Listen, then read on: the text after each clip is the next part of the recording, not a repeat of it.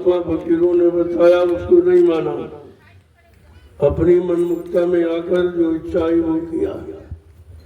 इसलिए महापुरुष कहते हैं मुसलमान आपस में लड़ेंगे, अपनी हानि आप करेंगे।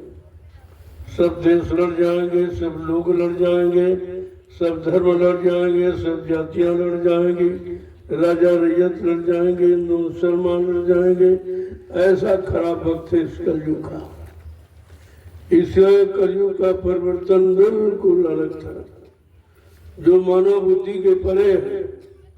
ना आप सोच सकते हो और ना आप कर सकते हो, और ना ही आपको विश्वास भी हो सकता, क्योंकि तुमको विश्वास तो पिछले जानकारी के साथ। इसलिए कहा बहुत सोच समझ के रहना।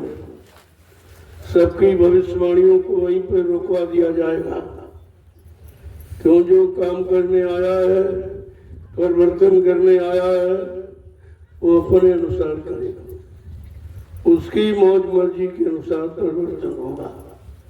वो समय की जानकारी, समय का अध्ययन, समय से लोगों की परेशानियां क्या क्या कैसी कैसी, उन परेशानियों को दूर करने का जो विधान विधि वो अलग है। अब वो पहले जैसा नहीं कि मार काट दो, ये कर दो, वो कर दो। नहीं, कलयुग का परिवर्तन मार काट का, हिंसा का नहीं। मार काट तो बहुत हो रही जैसे, खून खराबा तो बहुत हो रहा, उससे तो कोई परिवर्तन दिखाई नहीं देता। इसलिए कलयुग का वर्तन बिल्कुल निराला, निराला महापुरुष जो कभी धरती मंडल पर आया नहीं, उसकी निराली भूमिका व्यवस्था परिवर्तन की। उसने निराला नाम प्रभु का जगाया, क्योंकि प्रभु नाम आज तक इस मंडल पर नहीं आया था, किसी ने नहीं जगाया। जो इतिहास आपके पास है उन नामों की जानकारी आप, इस सतयुग में हरि नाम योगियों ने जगाया, त्रेता में राम नाम ऋषि मुनियों ने जगाया, द्वापर में कृष्ण नाम गुरु का जगाया हुआ। अब तो कलयुग है, अब सतयुग त्रेता द्वापर तो नहीं है, लेकिन तुम्हारे पास जानकारी पिछली है। जब ये समय आया तो न तो भगवान का नाम किसी ने बताया आपको, न ये बताया कि दुख तकलीफ मुसीबत आपत्ति बीमारी महामारी लड़ाई झगड़े देवी प्रकोप दुर्घटना अकाल मौत कैसे जाएगी, ये भी आपको नहीं पता। अपनी मानव बुद्धि के अनुसार जो भी सोचा वो आपको बता दिया। अब ये परिवर्तन महापुरुषों के द्वारा हुआ। महापुरुष कौन? जो आध्यात्मिक शक्ति का भंडार है। परिवर्तन अध्यात्म के द्वारा होगा, वो भौतिक परिवर्तन नहीं होगा, अध्यात्म।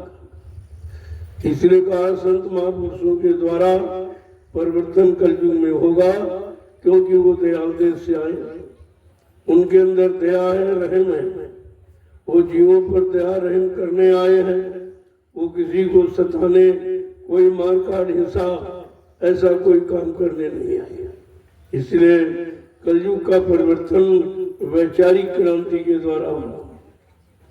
कहा था मैं अपने अच्छे सत्संग वचनों से सुना कर मैं जीवों को बदल दूंगा।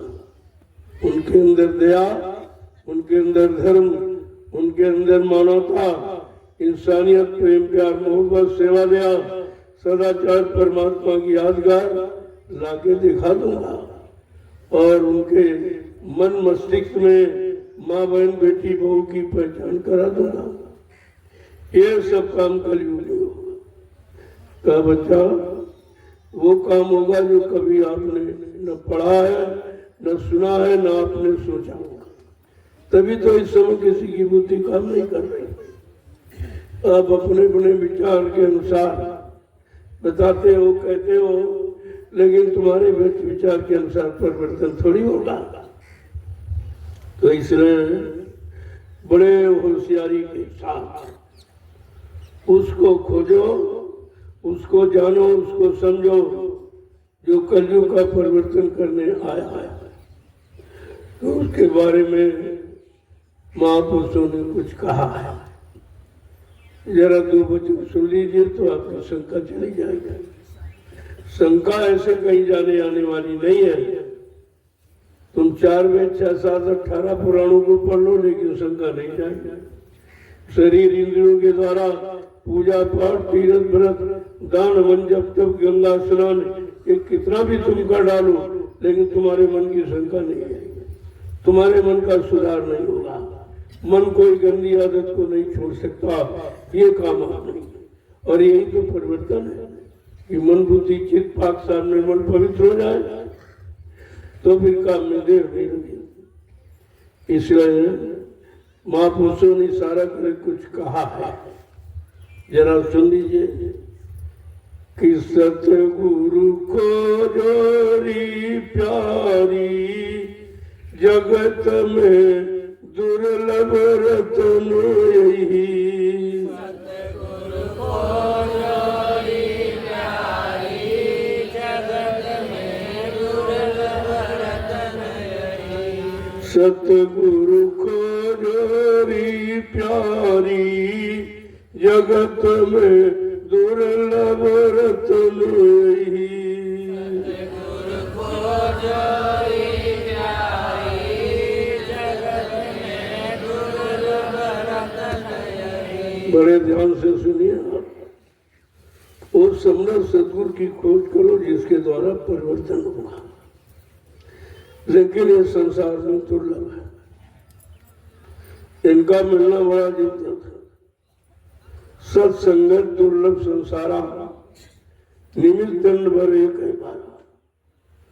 उनका वचन, उनका सत्संग बड़ा दुर्लभ है, क्योंकि वो संदेश आपने कभी सुना नहीं अपने कानों से। उधर से कोई इधर आया नहीं जो आपको सुना था। ये बीच लोग की शक्तियां आती जाती नहीं। उन्होंने अपना परिचय दिया, अब उन्होंने अपनी शक्ति के अनुसार काम किया, लेकिन जीवात्मा को घर नहीं पहुंचा पाया। असली काम तो यही है जो हमारी आपकी जीवात्मा को जगा दे, परमात्मा से मिला दे, घर पहुंचा दे, जिसके लिए मानो तन आपको मिला। अगर ये काम न हुआ तो मानो जीवन व्यर्थ में चला जाए, फिर दोबारा आपको मिलेगा नहीं। जो आप ये समझते हो अब की बार मिल गया फिर मिल जाएगा, ऐसा नहीं है। ये बार बार नहीं मिलेगा। ये 83,99,999 योनियों और शरीरों में तुम भ्रमण करके आए हो, और वहां तुमने केवल भोग किया, बच्चे पैदा किए और कुछ नहीं किया। पता नहीं कितने बच्चे पैदा करके आज पीछे से आए। तुम किसके माँ बने, वो तुम्हारे माँ बाप बने। ये सिलसिला बहुत पुराना है, अब इससे आपको मुक्ति दिलाना है। इसलिए कलयुग का परिवर्तन आध्यात्मिक शक्ति के द्वारा। तुम्हारे सबके विचार झूठे हो जाएंगे, खाली रह जाएंगे, क्योंकि तुमने अध्यात्म की कमाई नहीं की।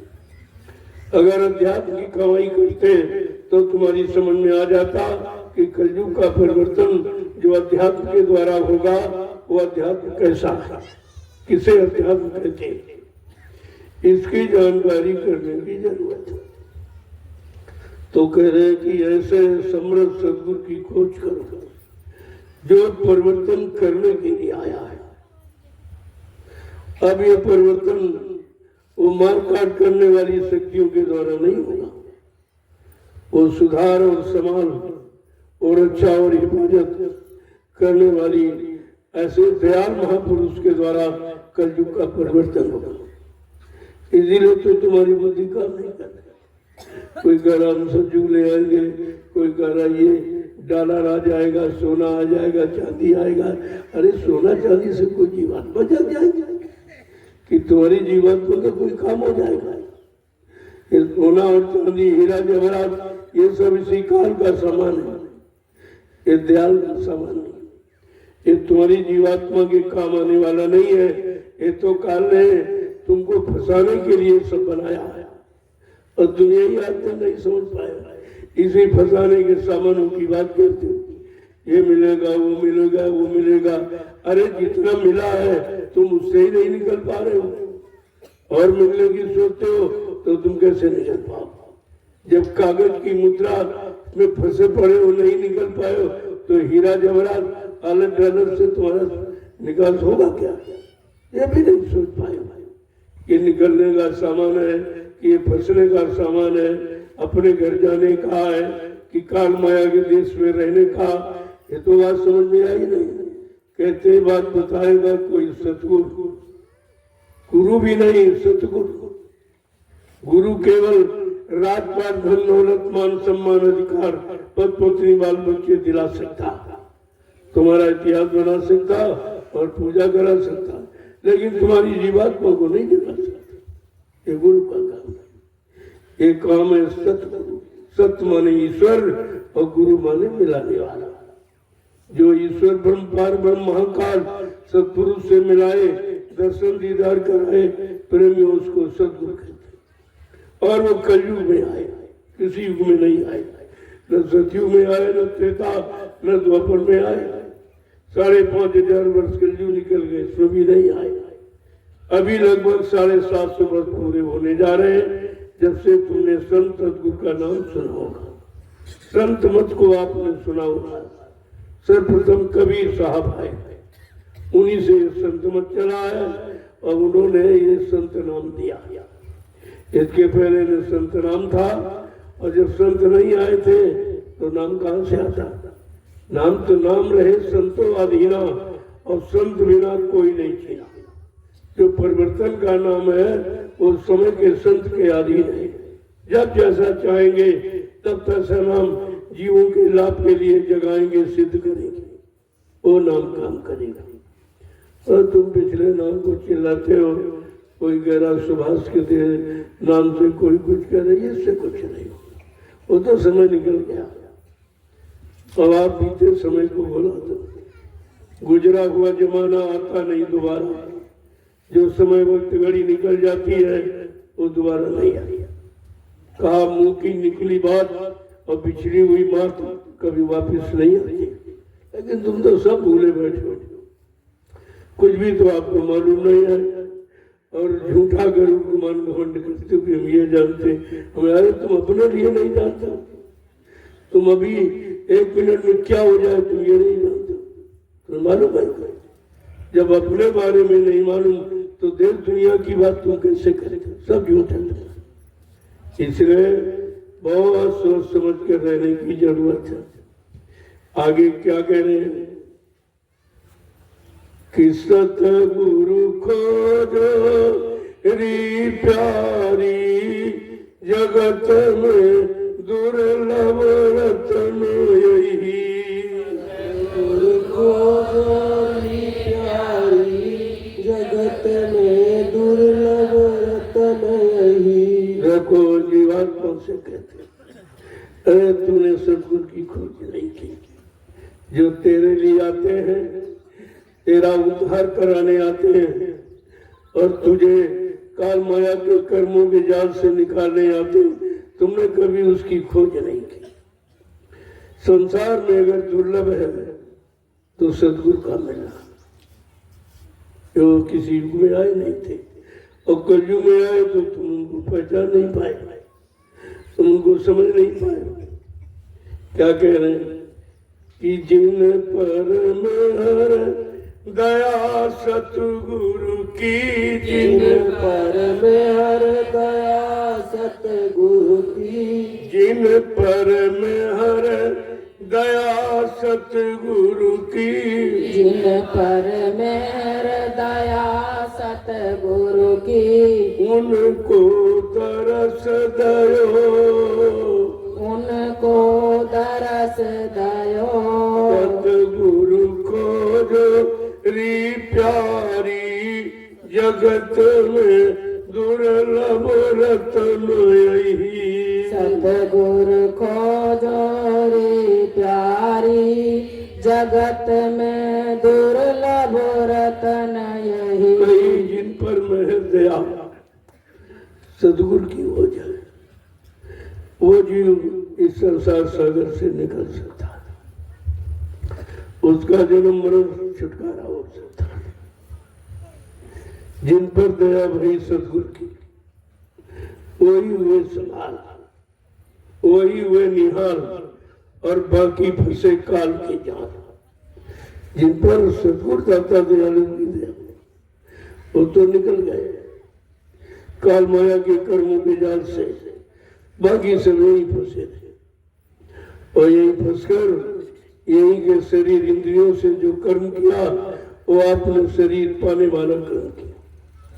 जैसे कर्म किए तो पशुओं में चले गए, पशुओं वाले कर्म किए तो पशुओं में चले, पक्षियों वाले कर्म किए तो पक्षियों में चले गए, जंगली जानवरों वाले कर्म किए तो जंगली जानवरों की योनि में चले गए, और बहुत बुरे पाप कर्म किए तो देखो नाली में बदबूदार कीड़े, उनमें भी जीवात्मा को भेज दिया जाता कि देखो बुरे कर्मों का क्या परिणाम है। ये सब यही हो रहा, इसके लिए कोई इमारत नहीं बनाई गई, यही हो रहा। जब यही हो रहा तो यही की जानकारी जब तक नहीं मिलेगी तो यहाँ से तुम्हें छुटकारा कैसे मिलेगा। आगे कह रहे हैं कि दरस पाए सतलोक सिधारी, दरस पाए सतलोक सिधारी, दरस पाए सतलोक सिधारी, दरस पाए सतलोक सिधारी। सतनाम पद कौन सही, सतनाम पद कौन सही, सतनाम पद कौन सही, सतनाम पद कौन सही। सतगुरु को जोरी प्यारी, जगत में दुर्लभ रत्न यही, सतगुरु को जोरी प्यारी, जगत में दुर्लभ रतन यही। उनको सतगुरु का दर्शन दीदार हो गया, वो तो सतलोक से धारे थे, बाकी बीच के लोगों में रह गए।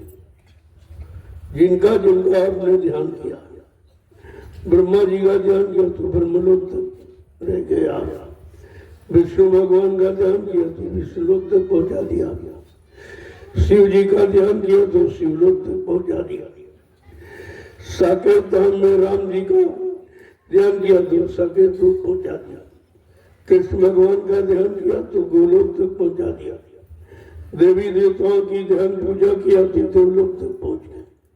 लेकिन तुम्हारी जीवात्मा तो सत्यलोक निवास नहीं, जब तक वहां से यहाँ कोई नहीं आएगा तब तक जीवात्मा अपने घर नहीं पहुंच सकती। असली काम तो ये है कि जीवात्मा को घर पहुंचाना, क्योंकि जब मानव शरीर में जीवात्मा आएगी तभी उसको परमात्मा से मिलने का, अपने घर जाने का अधिकार, बाकी में नहीं। आगे क्या कह रहे हैं, सही नाम पाया सतगुरु से, सही नाम पाया सतगुरु से, सही नाम पाया सतगुरु से, सही नाम पाया सतगुरु से। बिन सतगुरु सब जीव बही, बिन सतगुरु सब जीव बही, बिन सतगुरु सब जीव बही, बिन सतगुरु सब जीव बही। सतगुरु को जोरी प्यारी, जगत में दुर्लभ रतन यही, सतगुरु को जोरी प्यारी, जगत में दुर्लभ रतन यही। सच्चा नाम समय का, वो समय के सतुर के द्वारा मिलता है, ऐसे नहीं है आपको। और तुम सच्चा नाम जानते नहीं, जो पिछले नाम आए उन्हीं को दोहराते रहते हो, उन्हीं से आशा रखते कि कुछ हमारा काम हो जाए। अरे भाई जो चला गया वो क्या काम है, काम जो वक्त से मौजूद है वो करेगा। इतनी भी तुम्हारे में समझ नहीं है रही कि जिंदा काम करता कि मुर्दा काम। जो चले गए उनसे आपका काम नहीं, जो आए हैं काम करने के लिए वो आपका काम करेंगे, उन्होंने काम करने का वादा किया है। ऐसे नहीं कि सच्चा नाम सतगुरु से पाया, क्योंकि उनको समय की जानकारी है। इसीलिए हर युग हर समय में नाम अलग अलग आया। अगर एक ही नाम होता तो भी अलग अलग नाम कैसे आए? हरि नाम आया और फिर सीताराम और फिर राधा स्वामी, ये सब नाम क्यों आए? इन्हीं से आप अंदाज अनुभव कर सकते थे कि नाम समय का अलग है। जब पिछले युगों का अलग है तो कलयुग का भी अलग होना चाहिए। इतनी आप नहीं सोच पाएंगे कलयुग का नाम कौन सा है, किसी ने आपको बताया नहीं था। लेकिन संतों की महिमा है ये, जो उन्होंने जानकारी आपको दी। संत गोस्वामी जी महाराज जिन्होंने रामचरितमानस लिखा, उन्होंने कलयुग के नाम की का इशारा किया कि वो नाम क्या करने आएगा कि गुरु बिन भानिधि तरह न कोई, जो विरंची शंकर सम होई। गुरु बिन भानिधि तरह न कोई, सो विरंच शंकर सम होई। वो कैसा स्पष्ट इशारा किया कि बिना गुरु के भवसागर कोई पार नहीं हो सकता। अब बात तो असली भवसागर की, और भवसागर को तुम मतलब नहीं सोचते हो। इसी सागर में बार बार आने की सोचते हो कि राजा बन जाए, धनी मानी बन जाए, ये बन जाए, वो बन जाए, लेकिन ये बनोगे कि बिगड़ोगे?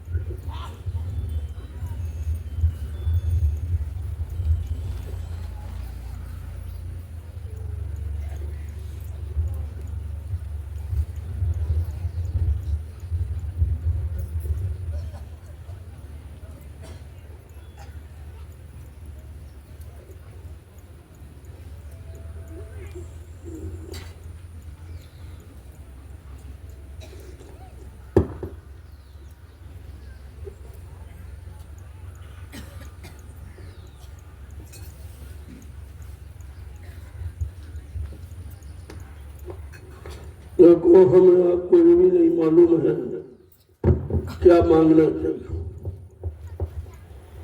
क्योंकि हमारी आदत और हमारा अनुभव पुराना है। इसी संसार में रहने का सामान मांगते हो। राज मिल जाए, पाठ मिल जाए, धन मिल जाए, दौलत मिल जाए, औरत मिल जाए, बच्चे मिल जाए, पति मिल जाए, इसके अलावा आपके पास कोई मांग नहीं। और ये सब फंसने वाली है, इसी में तो पहले से फंसे और फिर वही सामान मांगते हो। तुमने कभी सोचा है ये देश हमारा नहीं है, ये काल माया का देश है। हमारा सत्ता देश सतलोक सचखंड अनामी धाम, जहाँ की जीवात्मा रहने वाली है। और जीवात्मा का यहाँ संसार में खेल हो रहा है। जीवात्मा जिस शरीर से निकल जाए वही शरीर मुर्दा हो जाएगा, ये तुम्हारा सब ये धरा रह जाएगा। किसी सामान का प्रयोग आप नहीं कर सकते। शरीर भी जड़ है, ये चेतन नहीं है। इसको चेतन बनाया जीवात्मा ने। जड़ करे चेतन, जो जड़ को चेतन कर देती है वो शक्ति ऊर्जा ताकत क्या है? जीवात्मा, जो परमात्मा का अंश है, उसके द्वारा ये चेतन रहता है। तो तुम जब यही की मांग किया करते मिल जाए वो मिल जाए। कभी आप कहते हो नहीं हमारा घर मिल जाए, हमारे घर जाने का रास्ता मिल जाए, हमको रास्ता बताने वाला मिल जाए, हमको घर पहुंचाने वाला मिल जाए।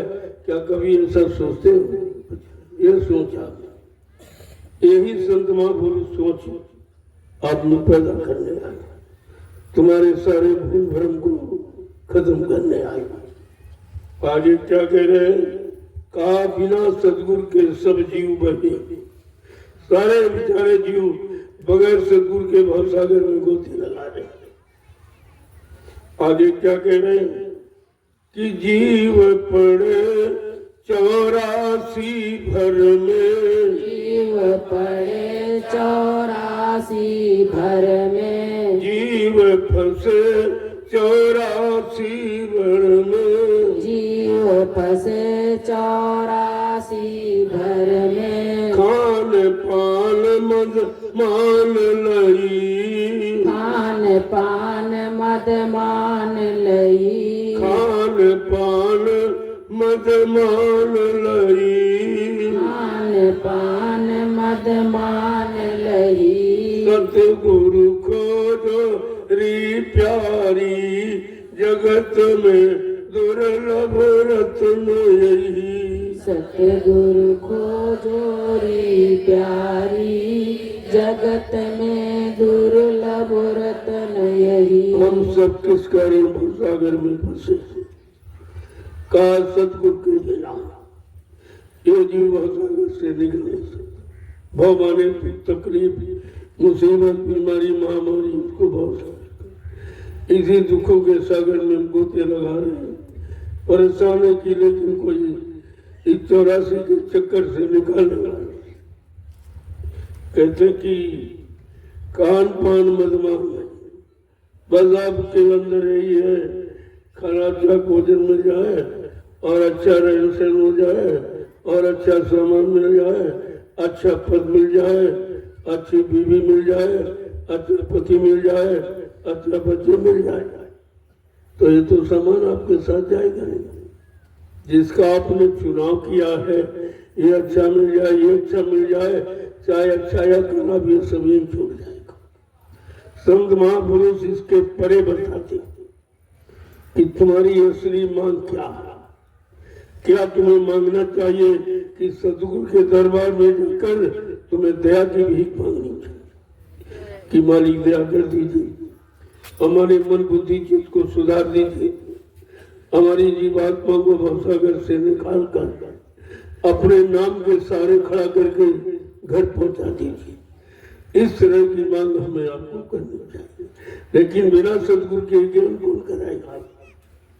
आगे क्या कह रहे हैं कि मान मनी का रोग पसरिया, मान मनी का रोग पसरिया, मान मनी का रोग पसरिया, मान मनी का रोग पसरिया, बड़े बले तीन मार सही, बड़े बने तीन मार सही। आत्मान सम्मान के प्रसार में जुटे पड़े बड़े, मन मिल जाए, सम्मान मिल जाए, सामान मिल जाए, लेकिन ये कभी नहीं सोचते कि भगवान मिल जाए।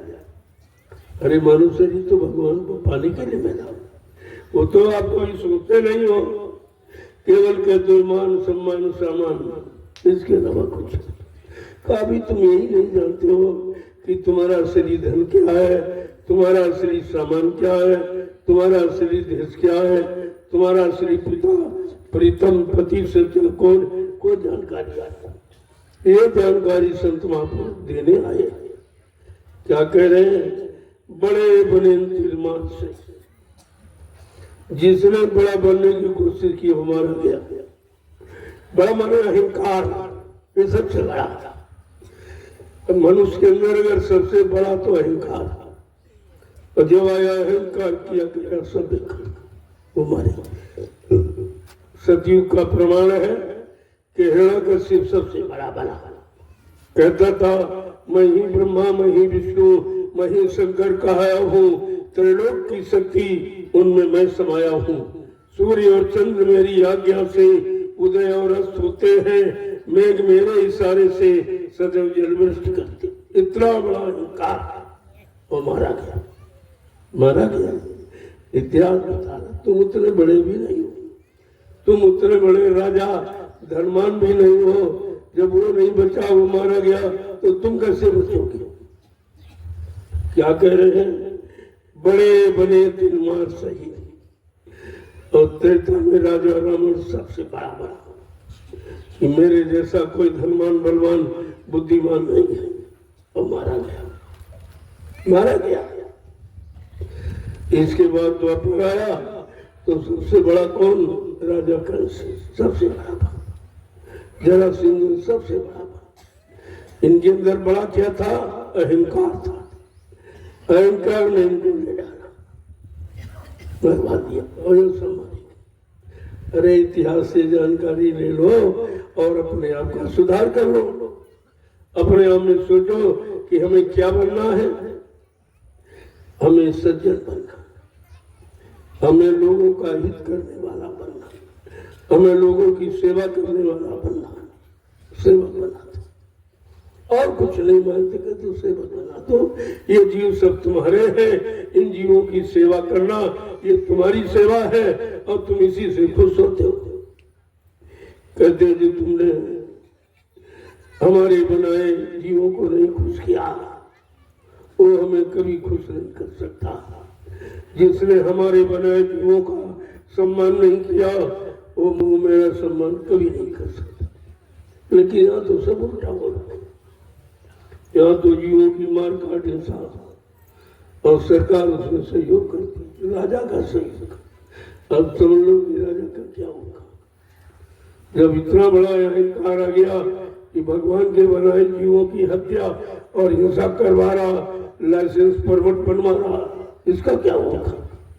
क्या इसने कभी अपना इल्जाम सोच पाया है? आगे क्या कह रहे हैं?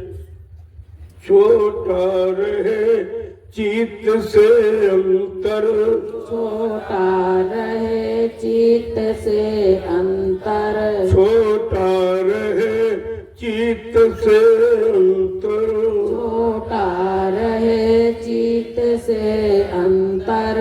सात माई तब सूरत गई, सात माई तब सूरत गई, सतगुरु खोजो री प्यारी, जगत में दुर्लभ रत्न यही।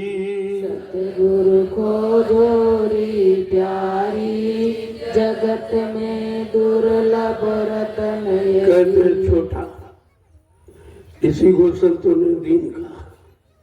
जो छोटा बन जाए दीन बन जाए। अगर दीन बन जाएगा तो मैं दयालु बनकर उसकी मदद करूंगा। अगर वो रहम ले आए तो मैं रहमान बनकर उसकी मदद करूंगा। लेकिन दोनों चीजें खत्म, ना तो आप में रहम है ना आप में दया। दया रहम जब चला गया तो दयालु और रहमान तुम्हारी मदद कैसे करेंगे? क्या कह रहे हैं? छोटा रहे चित्त से अंतर, अंदर में अपने आप को हमेशा छोटा सा। जैसे बच्चा छोटा होता सब उसको गोदी में ले लेंगे। बच्चा नंगा हुआ है और छोटा सब गोदी में ले लेते, लेकिन वही बड़ा हो जाते कोई गोदी में नहीं लेता। ये तो प्रमाण आपके सामने है। छोटा रहे चित्त से, अंदर से अगर आप छोटे बने रहो तो तुम्हारा कभी कोई नुकसान नहीं कर सकता, कोई अपमान नहीं कर सकता, कोई आपको हरा नहीं सकता। ये सब काम छोटे बनने से होता है। इसलिए संतों ने कहा दीनता धारण करो, दीन गरीबी धार तेरे भले की कहूँ, मान प्रतिष्ठा छोड़ तेरे भले की कहूँ। यहाँ तो मान प्रतिष्ठा में डूबे पड़े हैं। राजा रही सब डूब गए, कोई नहीं बचा। तो क्या कह रहे हैं? अगर छोटा बन जाओ, ये जीवात्मा बहुत छोटी होती है, जिसका आकार उसे वर्णन नहीं किया जा सकता। वो तो अनुभव चीज है, देखने पर पता चलता बहुत छोटी, सुई की नोक के बराबर। और कैसे वो शब्द में जुड़ गए। छोटी है इसलिए अपने शब्द में पकड़ लिया और शब्द में जुड़ गए। छोटा है इसलिए कि भाई हमारा भला कौन करेगा, हमारा कल्याण कौन करेगा, हम तो सबसे छोटे हैं, इसलिए शब्द में मिल गए, उसका काम हो गया। आगे क्या कह रहे हैं? सात बिना सारा जग अंधा, सात बिना सारा जग अंधा, सात बिना सारा जग अंधा, सात बिना सारा जग अंधा, बिन सतगुरु सब भरममयी, बिन सतगुरु सब भरममयी, बिन सतगुरु सब भरममयी, बिन सतगुरु सब भरममयी। क्या करे कि शब्द के बिना ये सारा जग अंधा है, दिखाई नहीं देता। इन आंखों से आपको कुछ नहीं दिखाई देता, क्या बुरा है, क्या भला है, क्या अच्छा है, क्या पाप है, क्या पुण्य है, क्या शुभ है, क्या अशुभ है, क्या गुरूर है, गुमान है, घमंड है, कुछ भी तो दिखाई नहीं देता। फिर हम आंखों का मतलब क्या हुआ? जिन आंखों से कुछ दिखाई ही न दे और मतलब यानी भ्रम में फंसता चला जाए, उन आंखों का मतलब क्या? इसलिए जीवात्मा की रक्षा हिफाजत के लिए जीवात्मा में एक आंख, जिसको दिव्य आंख कहते, ज्ञान चक्षु शिव ने थर्ड आई कहते, कोई एक, और जीवात्मा में एक दिव्य कान है, जो देववाणी, ईश्वरवाणी, अनहद वाणी, सदवाणी को सुनता है, वो भी आपके अंदर है। और ये दिव्य दृष्टि भी आपके पास है, लेकिन इसको कोई खोलने वाला चाहिए।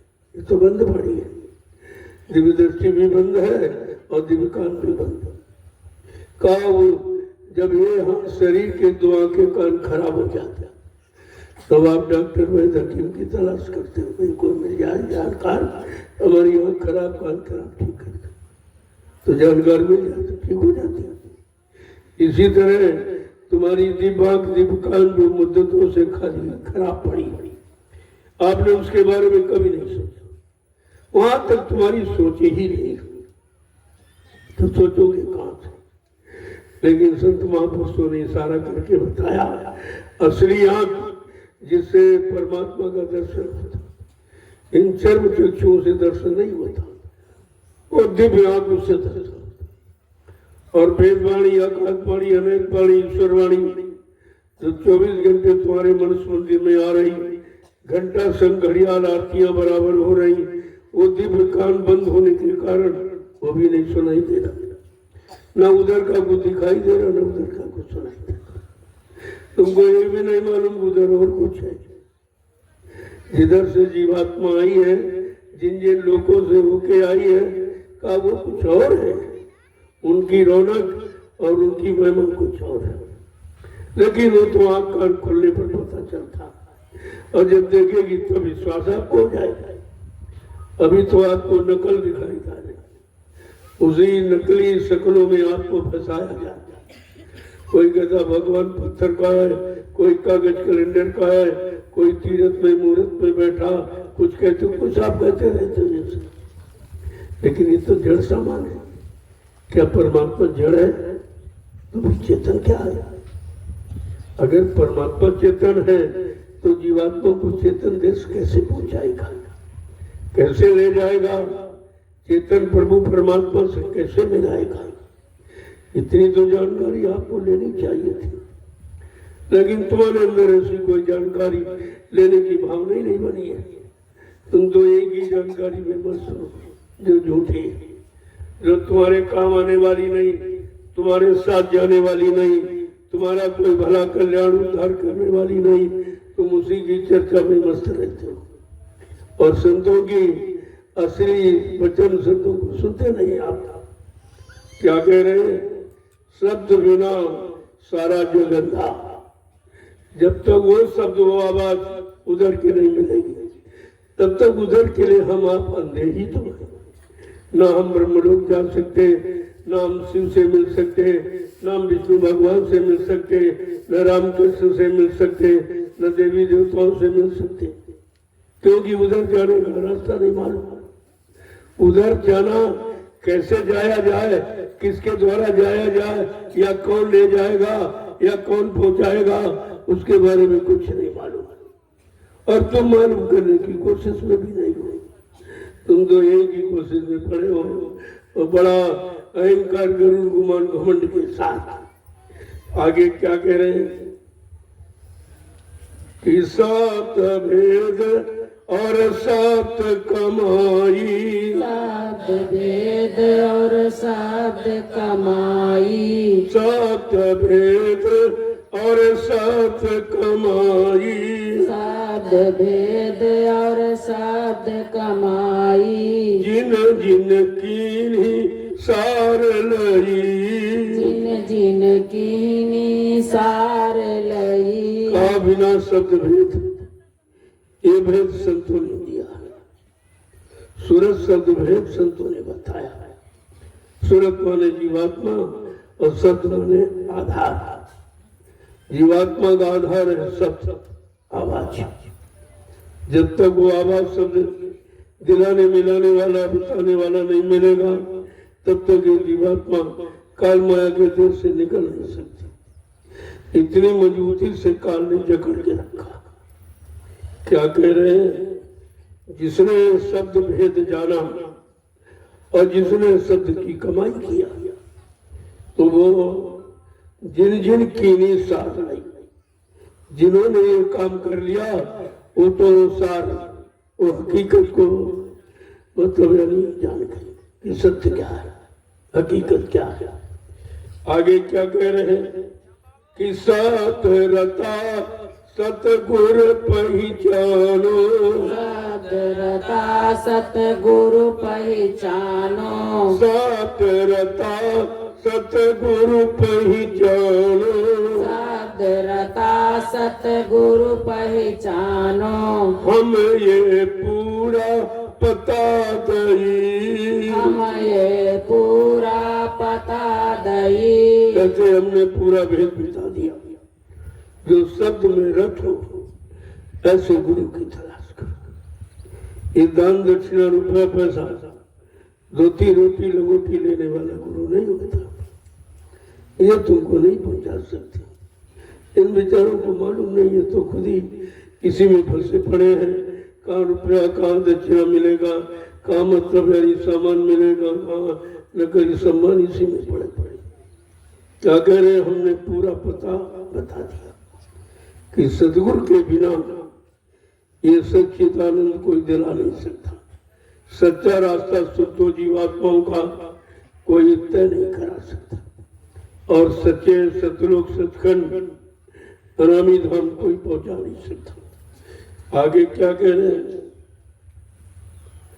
कि खोलो आंख निकट ही देखो, खोलो आँख निकट ही देखो, खोलो आंख निकट ही देखो, खोलो आँख निकट ही देखो। अब क्या खोलू खोल कही, अब क्या खोलूं खोल कही। कहते कि दिव्य दृष्टि तीसरा नेत्र खुल जाए तो बिल्कुल पास में सब कुछ दिखाई देता। जैसे ये आंख खुली तो ये सब पास में आपको दिखाई देते, आस पास सब दिखाई देता। और आंख खराब हो जाए तो कुछ नहीं दिखाई देता।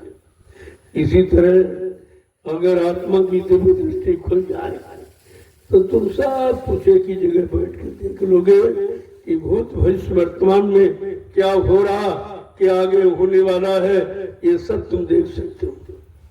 आगे क्या कह रहे हैं कि आगे भाग तुम्हारा प्यारी, आगे भाग तुम्हारा प्यारी, आगे भाग तुम्हारा प्यारी, आगे भाग तुम्हारा प्यारी। नहीं परखो तो जून कही, नहीं पर को तो जून गई, नहीं परखो तो जून रही, नहीं पर को तो जून रही। देखो संतों के शब्द बड़े अटपटे हैं क्योंकि हमारे बाहर में काले अक्षर जानते हैं और वो अंदर का भेद बताते हैं।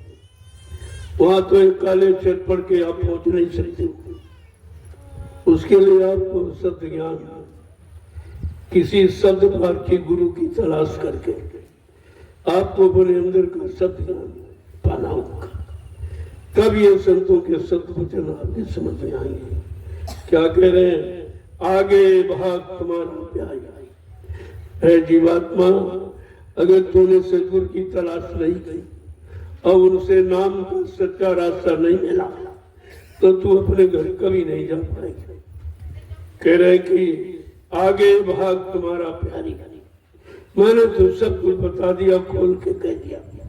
अगर तेरी समझ में नहीं आएगा तो इस रास्ते को नहीं अपनाएगी तो ये 4,84 लाख जो नरकों की जून योनिया उससे तुम कभी बचोगे, उसी में हमेशा आती जाती रहोगी। आगे क्या कह रहे?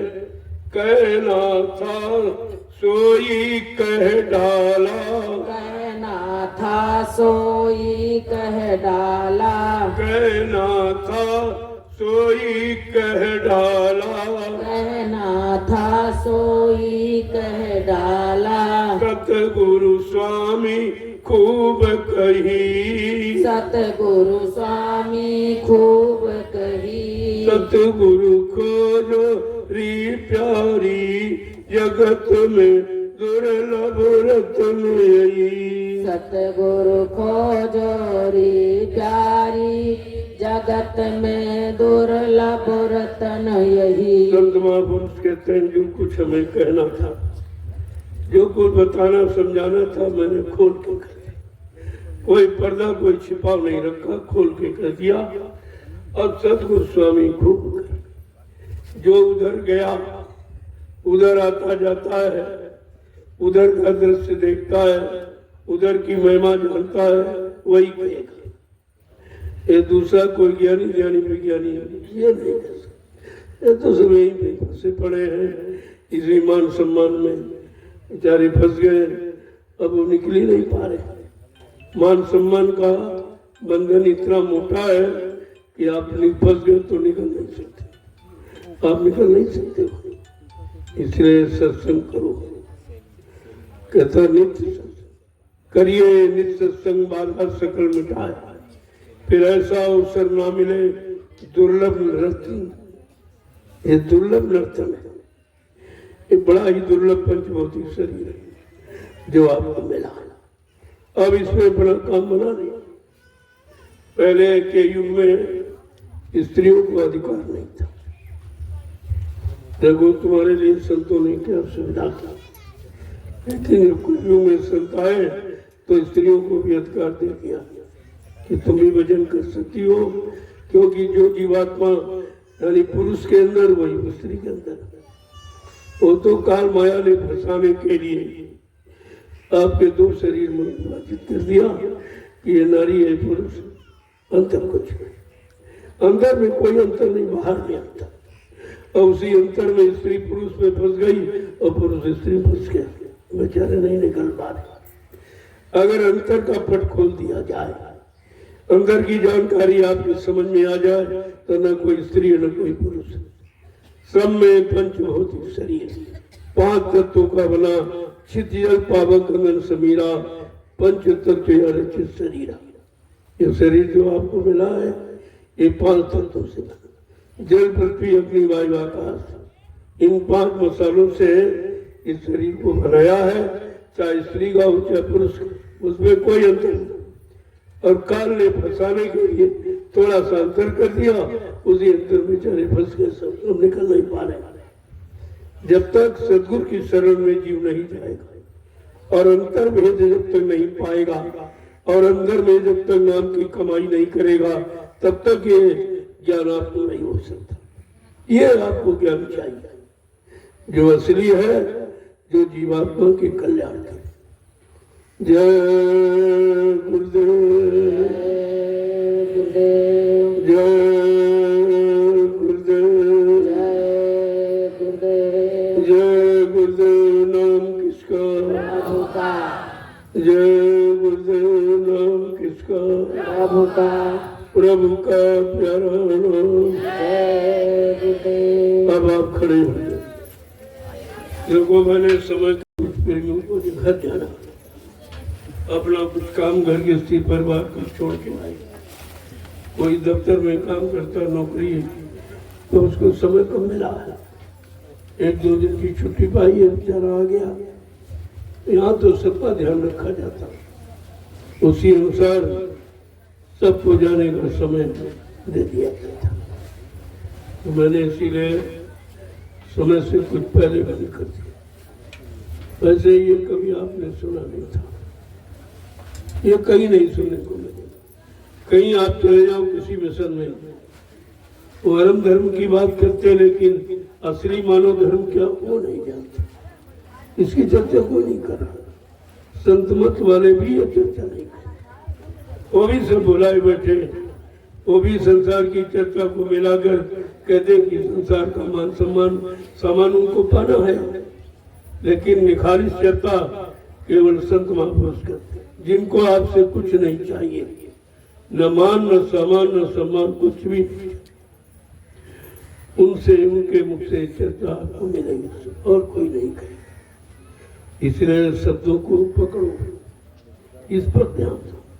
ये पकड़ तुम्हारी है, जो तुम पकड़ रहे हो सामान तुम्हारा नहीं है, तुम्हारे यहाँ से एक दिन छीन लिया जाएगा।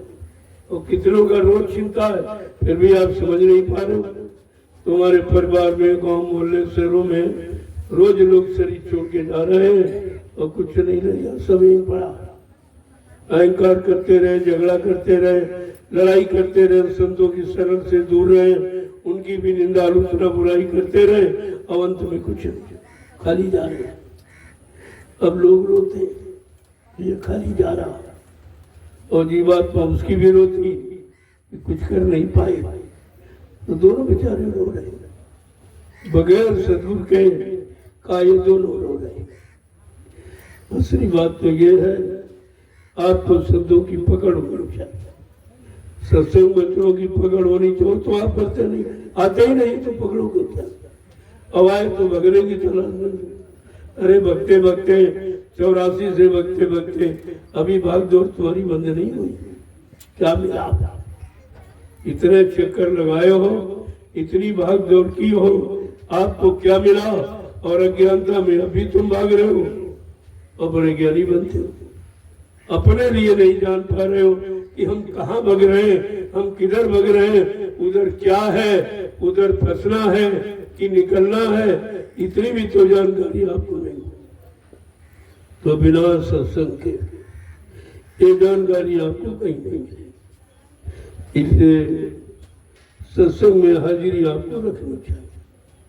मैं समय इसीलिए निर्धारित करता हूँ कि 5 दिन का, 7 दिन का, कि मतलब इतने दिन में हम तुम्हारे अंदर समय की सच्चाई को पहुंचा देंगे। और तुम इतने बड़े होशियार हो कि 2 दिन पहले ही काट लेते हो और 2 दिन बाद में पीछे में भाग जाते हो, ना इधर के रहे ना उधर के रहे, ना तुमको जानकारी हुई पहले क्या बताया गया और बाद में क्या दिया गया, वो भी आपके पास। ऐसे जीव हुए हैरान, ऐसे जीव सत्संग में आते हुए भी बेचारे खाली ही रहते हैं और खाली लौट जाते हैं, क्योंकि तुम बड़े बुद्धिमान बनते हो, बड़े होशियार बनते हो, इसीलिए होशियारी में सब छूट जाता। जय गुरुदेव। संत महापुरुष का से अगर कुछ पाना है तो छोटे बनो। तुम इतने बड़े बनते हो कि सत्संग में रुक नहीं पाते हो, दया ले नहीं पाते हो, सेवा में लग नहीं पाते हो, कोई पाप कर्म का निवारण हो नहीं पाता। तो आप होशियार हो कि अज्ञानी हो? महाज्ञानी। जो जीव अपने हित और भले की बात नहीं सोच पाता, अपने हित भले काम में नहीं लग पाता है, वो तो सबसे बड़ा ज्ञानी है। जय गुरुदेव। जोर से बोलो, काम मिल बोलो, बोलना होगा, अभी से बोलो, दुख दर्द हरेंगे, सब कष्ट मिटेंगे, सुख शांति भी देंगे, सबके दाता, सबके मालिक, प्रेम से बोलो, ये नाम नहीं इंसान का, ये नाम है प्रभु का, ये काम नहीं इंसान का, ये काम है प्रभु का। प्रभु हमारे पास बहुत लोग आए, अब ये जन्म देख के सभी दौड़ रहे हैं। कोई गरम सचिव ले आएंगे, कोई गरम परिवर्तन कर दो, तो हमने भाई देर क्यों कही है? कर दो, आप जल्दी कर दो, तुम पहले कर दो तो तुम्हारी महिमा हो जाएगी। लेकिन तुम कर कैसे सकते हो? क्या कभी तुमने परिवर्तन किया है? अपने आप में गंदी आदतों में तो परिवर्तन नहीं कर पाए, और तुम देश देश दुनिया के परिवर्तन की बात करते हो। तुम कितने बड़े अज्ञानी हो जो अपना परिवर्तन, अपना सुधार नहीं कर पाए। कोई गंदी आदत पड़ जाए, उसे तुम नहीं छोड़ पा रहे हो, तुम देश का परिवर्तन कर दो। इसलिए बड़ी समझदारी से काम लो, ये अहंकार दूर करो, सच्चाई की तरफ बढ़ो, सत्कर्म की तरफ करना सीखो कि सत्कर्म क्या, तो कुछ आपको मानव जीवन का लाभ मिल जाएगा। फिर ये तो शरीर आपको मिलेगा नहीं। जय गुरुदेव। देखो, आपकी छाया के लिए एक बगीचे की बात चल रही है। अभी प्रेमी उसमें निर्णय ले रहे हैं कि भाई कोई, क्योंकि वो बड़ा भाग है, तो पहले जमींदार राजा हुआ करते थे, उनका भाग है। तुमने कहा देख लो, कोई सीलिंग गिलिंग का विषय तो उसमें नहीं है। उसमें एक तरफ मस्जिद है, दूसरी तरफ मंदिर।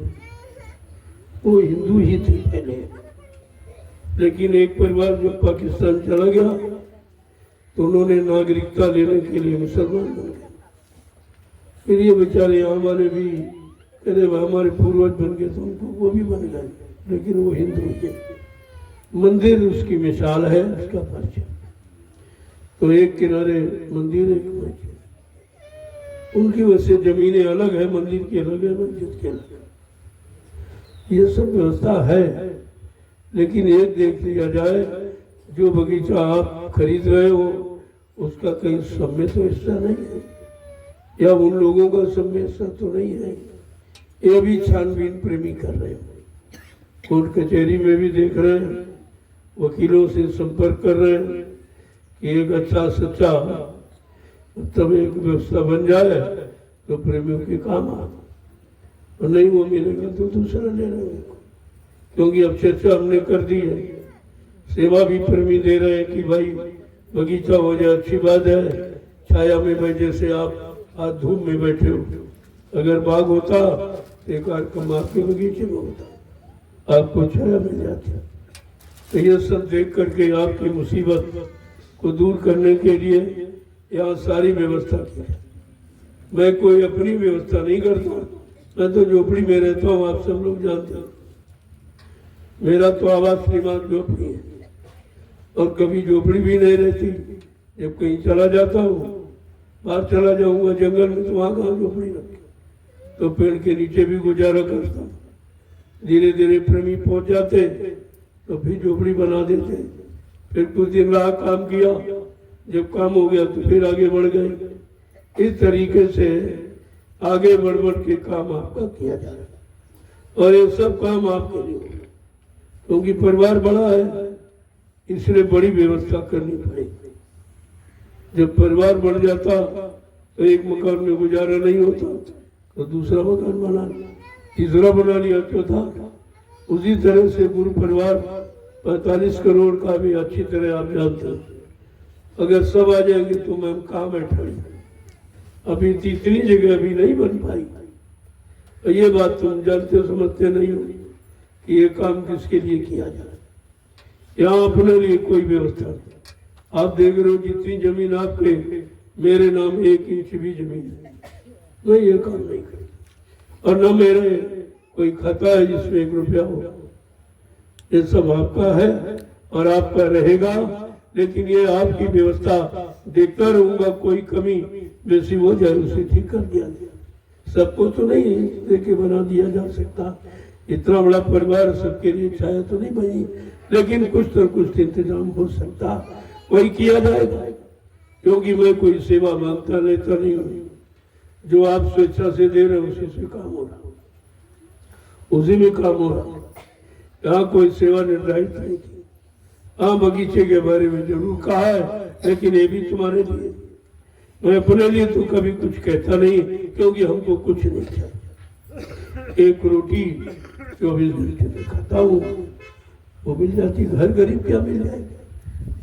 किसी गरीब क्या चला जाऊँ, रोटी मिल जाए। इसीलिए मैंने यहाँ से भोजन का चुनाव किया। कोई फल फ्रूट मेवा, कोई दूध घी, ये सब कुछ नहीं। अभी आप एक गिलास दूध को पिया भी खा सकते, बस इतनी है। इतना है कितना बोलता हूँ, तो इसके लिए कुछ लेना पड़ता है। अगर न बोलूँ तो उसकी भी जरूरत नहीं। बोलने में सबसे ज्यादा एनर्जी वेस्ट होती है। इसलिए कुछ न कुछ देता रहता कि आपका काम करता रहूँ, और आपका काम हो जाए कुछ दिन, ये सब लेना बंद कर दी। क्या जरूरत है? जरूरत पर तो प्रयोग किया जाता, लेकिन अनावश्यक किसी वस्तु का प्रयोग नहीं। मैं तो बिल्कुल कोई मेवा, कोई फल फ्रूट, कोई ये कोई वो, कुछ नहीं। कोई मीठा मीठा वो बिल्कुल नहीं। केवल एक गिलास दूध देते, वो भी जब तक कार्यक्रम चलेगा था। जहाँ कार्यक्रम बंद हुआ, कोई बोलना नहीं, कहीं जाना, तो बस रोटी पर गुजारा हो जाता। और वही आपसे कहता हूँ कि ऐसा चुनाव करो बीच का जो सब जगह और हर समय मिले और बड़ी सहूलियत से मिल जाए। इसलिए संत मत में रोटी है, रोटी है। रोटी आपकी शक्ति है, आपकी ताकत है। रोटी मिलती रहेगी, आप साधना की शक्ति बराबर बनी रहेगी। अब खर्च तुम ज्यादा करते हो और मिलता कम है, ये कमी, उसको बचा के रखो। बचा के रखो तो रोटी में बहुत कुछ है। क्योंकि संत महापुरुषों ने जो परमात्मा को पाया वो रोटी की बन। पर रोटियां एक जो था, एक दिन बना ली और उसको धूप में सुखा दिया, एक झोले में भर दिया। जब भूख लगी तो 2 रोटी थोड़ा नमक डाल के भिगो दिया उसको, और बस 10-15 मिनट में भीग जाती और खा लिया। फिर भजन करने लगे। फिर भूख लगी, फिर खा लिया, फिर भजन पर बैठ गए। अब एक रोटी के लिए तो कोई इंतजाम विशेष करना नहीं। कोई आपको अपने मन को कहीं फंसाना नहीं है। अगर रोटी तक आप सीमित हो जाओ तो सारे खर्चे कम हो जाए। महंगाई तुम्हारा क्या करे? जब तुम रोटी ही खाते हो तो रोटी तो आप पा ही जाओगे, और आप लगभग पैदा ही कर लेते हो, तो तुम किसी के अधीन नहीं रहोगे। और तुमने रोटी नहीं खाई और तुम सबके अधीन बन गए, सबके गुलाम बन गए। ये अचार चाहिए, अब घी चाहिए, मसाले चाहिए, चटपटे चाहिए, तीखे चाहिए, तड़का बड़का, ये सब आप लगाए। ये नहीं मालूम जब लगाया तड़का तो मन भड़का, मन भड़क गया, मन भड़क गया। अब तुम्हारे काबू में नहीं आ रहा। अब तुम अपने मन से परेशान, और किसी से परेशान कोई नहीं। सब लोग अपने मन से परेशान, और मन के सुधार के बारे में कभी विचार भी नहीं किया। क्या मन का कोई डॉक्टर वैद्य हकीम है जो मन को ठीक करे? वो तो सत्संग से होगा, वो सेवा से। इस समय परमार्थी सेवा से जो प्रेमी सेवा यहाँ कर रहे हैं, जिनकी सेवा के आधार पर आप बैठे हो, सुखाराम उठा रहे हो, उन प्रेमियों ने ऐसी कड़ी धूप, जब टेम्परेचर बहुत हाई अपनी बार रहा, लेकिन ये सेवा से हटे नहीं। बराबर दोपहर में मिट्टी ढोते रहे, बड़े बड़े नाले गड्ढे बराबर करते रहे, बड़े बड़े बीहर जंगल कटीले उनको साफ करते रहे। ये 3 महीने से लगातार कर रहे हैं। किसके लिए? अपने गुरु परिवार के लिए कि आगे प्रेमी आएंगे कहाँ बैठे। इनका कोई अपना स्वार्थ नहीं है, इसीलिए इसको परमार्थी सेवा कहते हैं। और परमार्थी सेवा का लाभ है वो किसी सेवा का। तभी कहा परमार्थी सेवा से तुम्हारे किए गए अनंत जन्मों के पापों को क्षय किया जा सकता है। इतना बड़ा लाभ इसमें क्यों? ये सेवा आप अपने बाल बच्चों के लिए नहीं कर रहे, आप ये सेवा लोगों के लिए, आगे आने वाले समय में लोग आएंगे उनके लिए कर रहे। ये तैयारी उन्हीं लोगों की, और आपने इस तैयारी में भागे नहीं। कभी तुम शकल दिखाने नहीं आए, एक डलिया मिट्टी भी कभी नहीं डोली, तो आपको मिलेगा क्या? ऐसे आते रहो खाली चले जाओ, कुछ नहीं मिलेगा। ऐसे जीव हमेशा परेशान रहते हैं। वो 4,84 लाख नरकों की योनियों से उन्हें कोई नहीं बचा सकता, वो बच नहीं सकते। ऐसा नहीं कि जब कुछ करोगे तभी कुछ दिया जाता, जबरदस्ती कोई चीज दे दी जाएगी तो तुम संभाल के रख नहीं सकते, इसलिए वैसा काम नहीं किया। आप सेवा करोगे, सेवा का नाम है, और इससे सरल सेवा की 1 पैसा आपका खर्च नहीं, कोई सामान की जरूरत नहीं। शरीर आपके पास है और बाकी सामान आप ही लोग तैयार फाड़ा ले लिया और डेलिया खरीद ली और यहाँ ले आए और तुमने लाभ उठाया, और तुम जब चले गए तो दूसरों ने लाभ उठाया, उसमें तुम्हारा हिस्सा बन गया। बड़ी अजीब और गरीब व्यवस्था संत की, इसमें पता नहीं कब तक तुम्हें लाभ मिलेगा। जब से ये भूमि है इसलिए तो भूमि कोई चुरा नहीं सकता, ये जब तक रहेगी तब तक आपका योगदान बराबर बना रहेगा। लोग याद करेंगे वो कैसे लोग थे, ऐसे स्वार्थी युग में जहाँ बगैर के स्वार्थ के आदमी कदम नहीं देता, वो कैसे लोग थे, या कैसे गुरु भक्त, कैसे गुरु प्रेमी थे जिन्होंने निस्वार्थ सेवा किया। अपना कोई लाभ उसमें सब, लेकिन लाभ मिलेगा। उसका लाभ है जब शारीरिक सेवा करोगे, शरीर स्वस्थ रहेगा। कितने लोगों की बीमारी चली गई केवल मिट्टी ढोने में। डॉक्टर वैद्य के पास जाओ तो कहता सुबह टहला करो, कहा स्वस्थ रहोगे। सुबह जाते 1 किलोमीटर, यहाँ तो मिट्टी की सेवा में 10 किलोमीटर रोज चलते हैं आप। इतना पसीना निकलता कि सारा खून साफ हो जाता। बीमारी तो गंदे खून की, क्योंकि आप इतने आराम तलब हो गए हो। पहले लोग शरीर से बहुत मेहनत करते थे तो स्वस्थ रहते थे। आज तुम्हारी मेहनत मशीनों ने ले ली तो मशीनें स्वस्थ है और तुम कमजोर हो, क्योंकि तुम काम नहीं करते। तुमने काम बंद कर दिया तब से परेशान हो। जो कुछ पैदा करते हो वो डॉक्टर वैद्य हकीमों के पास चला जाता है, तुम जैसे तैसे रह जाते हो और फिर भी समझ नहीं पा रहे हो। परेशानी और परेशान रहकर भी आप नहीं समझ पा रहे हो कि आखिरकार परेशानी कहाँ से आ रही है। ये बीमारी किधर से आ रही है?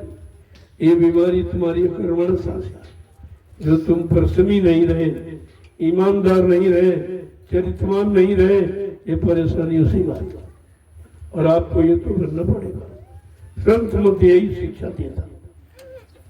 आप यहाँ आए हो, ये ऐसी सेवा है, देखने में तो मिट्टी ढो रहे लोग कह रहे, लेकिन ये सेवा कितनी महत्वपूर्ण है कि तुम्हारा मन कहीं नहीं। जो मन भाग रहा था, दौड़ रहा था, आप लाखों प्रयास, कितना धन जमा कर लो, कितने मकान दुकान बना डालो, कितने बाल बच्चे पैदा कर लो, लेकिन मन शांत नहीं था। और एक डलिया मिट्टी में शांत था। ये संतों की सोच है। एक डलिया कहा भाई 100 डलिया आपको डालना, एक टारगेट निशाना बता दिया। अब वो बेचारा उसी गिनती में था।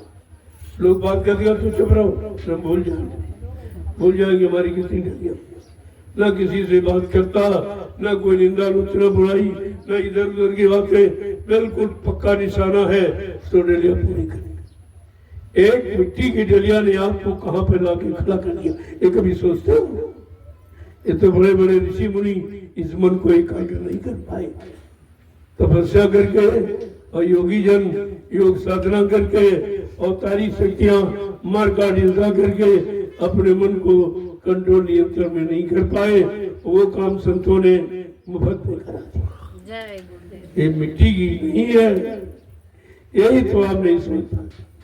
आप मिट्टी नहीं ढोते हो, तुम्हारे सर पर जो अनंत जन्मों के पाप कर्मों का बोझा लगा उसको आप उतार रहे हो। किसके द्वारा? परमार्थी सेवा के। परमार्थ की भावना तुम्हारे, ये तो परिवर्तन अभी देख लो आपके सामने परिवर्तन, लेकिन फिर भी नहीं समझ पा रहे। ये सब स्वार्थी लोग बगैर स्वार्थ के काम नहीं करते। कोई तनख्वाह न दे तो नौकरी नहीं करेंगे, मजदूरी न दे तो काम नहीं करेंगे। यहाँ तो कोई तनख्वाह नहीं, कोई मजदूरी नहीं, कोई सामान नहीं, फिर भी रातों दिन ड्यूटी पर। ये बदलाव नहीं तो क्या, ये परिवर्तन नहीं तो क्या है? लेकिन आप समझ पाओ तब तो ऐसे परिवर्तन हो जाएगा, तुम देखते ताकते रह जाओगे, उस परिवर्तन का कोई लाभ आपके द्वारा नहीं होगा। लाभ तो मिलेगा लेकिन तुम्हारे शरीर तुम्हारा नहीं लग पाया। तो इसलिए पहले समझने की कोशिश कर। यहाँ जो भी काम सिखाया कराया जाएगा सब परमार्थ, ताकि आपका पिछड़ा भुगतान हो जाए। इतना लादे बैठे हो पहाड़ों जैसा, क्योंकि जितने जन्म लिए सब में आप वही काम करते। वहाँ कोई परमार्थ था नहीं, वहाँ कोई भक्ति थी नहीं, वहाँ कोई पूजा सच्ची थी नहीं, वहाँ तो कुछ काम ने किया ही नहीं था। भोगों के सिवा उन 83,99,999 शरीरों में भोगों के सिवा और कुछ नहीं। और ये मानव शरीर मिला तो इसमें भोगों में फंस गया। अब धीरे धीरे संत महापुरुष नाम योग की साधना करा कर तुम्हें उन भोगों से मुक्ति दिला रहे, तुम्हें हटा रहे, धीरे धीरे निकाल रहे। आपको आश्रम पर इसीलिए रखा जाता कि भोगों से दूर हो जाओ, ब्रह्मचर्य का पालन कर लो। घर में तो आप नहीं कर पाओगे, लेकिन आश्रम हम जबरदस्ती करा दे। 1 महीने रखेंगे, 2 महीने आदेश नहीं देंगे, वह नहीं जाओगे। मैं जानता हूँ तुम्हारा मन कमजोर है, जो कुछ किया सब खराब हो जाएगा, इसलिए आपको कभी आदेश नहीं दिया जाता। नहीं यही रहो, अभी कुछ सेवा करो, कुछ दिन और कर लो, फिर चले जाना।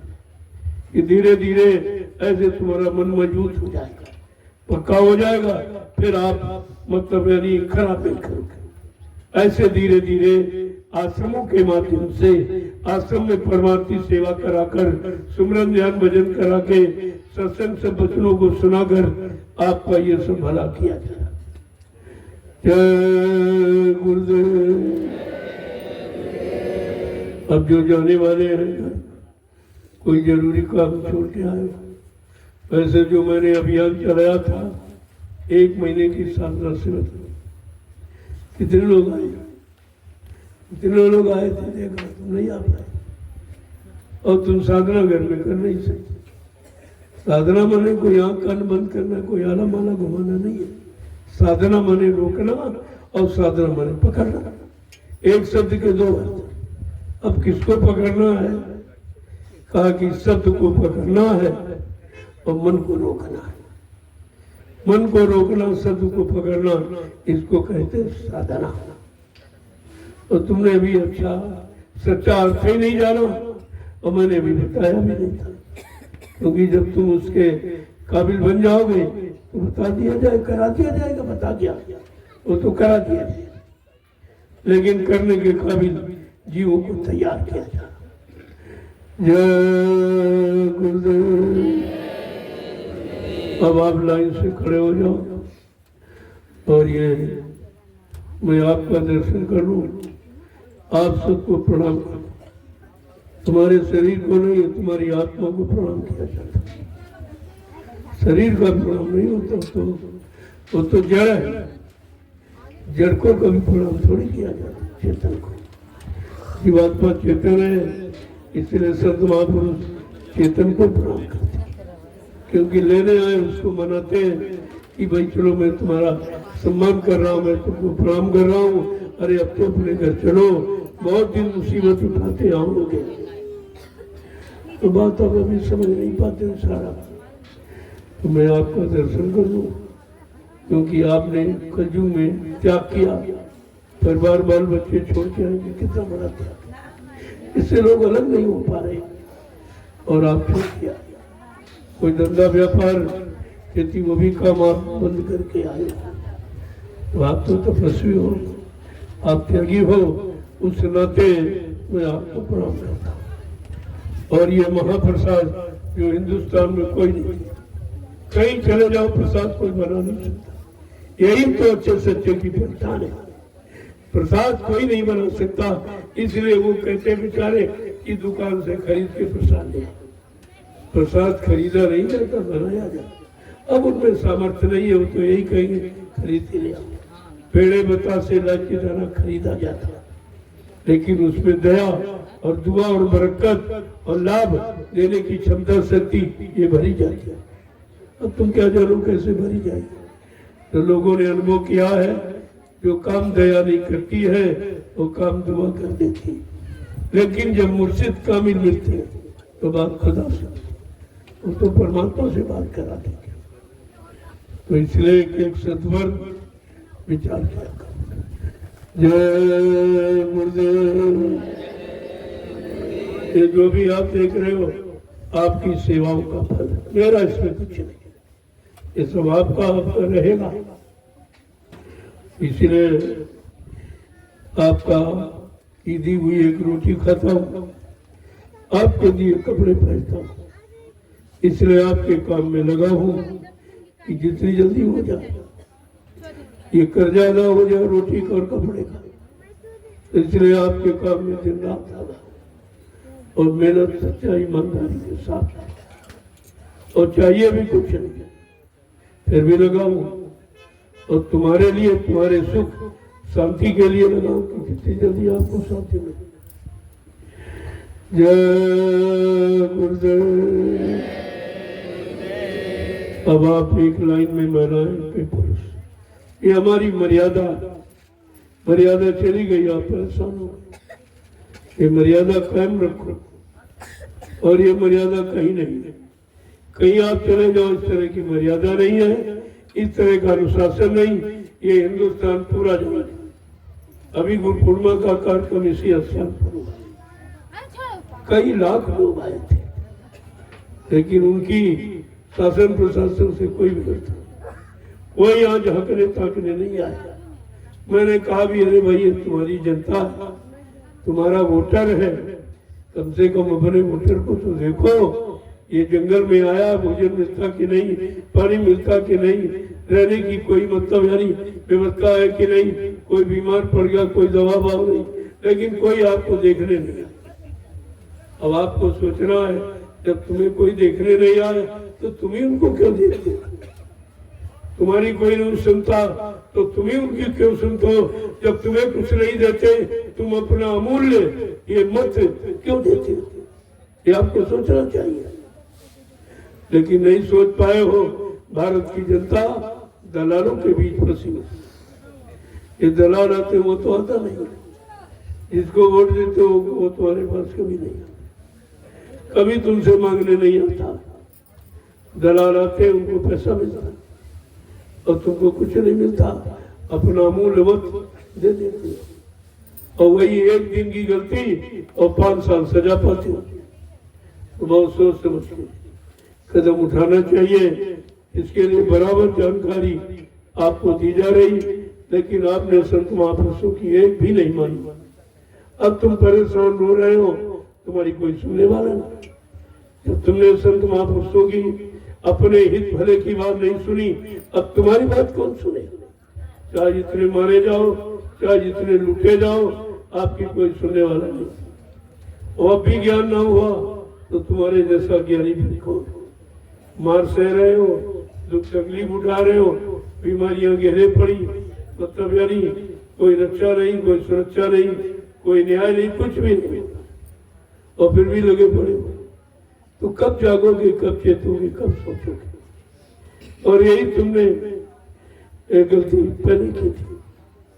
उस गलती जब सो गए, नहीं जागे, बहुत प्रयास किया गया, आप नहीं जागे, तो ये 350 वर्ष मुसलमानों ने तुम्हारी छाती पे चढ़ के राज किया और तुमको गुलाम बना के। ये तुम्हारी कमजोरी है, और फिर तुम कमजोर हो गए, फिर तुम सो गए, किसी की सच्ची अच्छी बात नहीं मानी, तो मुट्ठी भर अंग्रेज आए थे, मुट्ठी भर। इन्होंने 200 वर्ष तुम्हारे पर राज किया और तुमको गुलाम बना दिया। ये तुम्हारी कमी है, इस कमी को तुम आज भी नहीं पूरा कर पा रहे, और वही काम इस 70 साल की आजादी में तुमको गुलाम बना के रखा। तो पहले तो तुम इंसानों के गुलाम थे, अब तुम हर सामान के गुलाम जो तुम्हारे प्रयोग। बड़ी चालाकी होशियारी के साथ, भारत कृषि प्रधान देश है, लेकिन तुम्हारा खेती का कोई बीज नहीं रहा, तुम्हारा बीज छीन दिया, आपको गुलाम बना दिया अपने आधीन कर। अब बगैर उनका बीज लिए तुम कभी नहीं, कहते बहुत पैदा होता, बहुत पैदा, लेकिन तुम्हारा तो चला गया। बहुत पैदा हो नहीं हुआ, बहुत बीमारियों को निमंत्रण तुमने दे दिया। तुम्हारा जो देसी अनाज था इस जलवायु का पैदा, जिस जलवायु में आप पैदा हुए, ये तुम्हारे भले का था। तुम्हारी बीमारियों को रोकने वाला, तरह तरह की मुसीबत आपत्ति तुम्हारी मन बुद्धि चित्त को विकृत न हो, उसके लिए आपको ये सब भोजन था। सीजन अनाज, सीजनल दालें, सीजनल सब्जियां, फल फूल मेवे, दूध मक्खन मलाई घी, ये तुम्हारा सात्विक भोजन, ऐसे को शाकाहारी कहते। ये आपका भोजन था, अब खत्म हो गया। जब तुम भोजन तुम्हारा नहीं तो विचार भी तुम्हारे अनुकूल नहीं, मन भी तुम्हारे अनुकूल नहीं, बुद्धि भी तुम्हारे अनुकूल नहीं, चित्त भी तुम्हारे अनुकूल नहीं। ये प्रतिकूलता क्यों आई है? ये भोजन के बाद चलो अनाज छीन लिया और तुमको मांस वांस खाने को आदेश ये कर दिया, ये तुम्हारा भोजन है। अरे मांस तो बेचारे कुत्ता कौवा गिर उनका भोजन है और तुमने उनका भोजन छीन लिया। और तुम्हारी बुद्धि वैसी हो गई, जो मांस खाते थे उस कौवे की बुद्धि देखिए आप, उस कुत्ते की बुद्धि देखिए आप, कितनी खराब है कि अगर वो बैठा हो और उसके बच्चे बैठे हो और रोटी का टुकड़ा बच्चों को डालो तो छीन के खा लेता, वो बच्चों पर भी रहम नहीं करता। इसीलिए छीना झपटी का प्रभाव मांसाहार का, जो इस समय छीना झपटी हो रही ये मांसाहार का हो रहा है।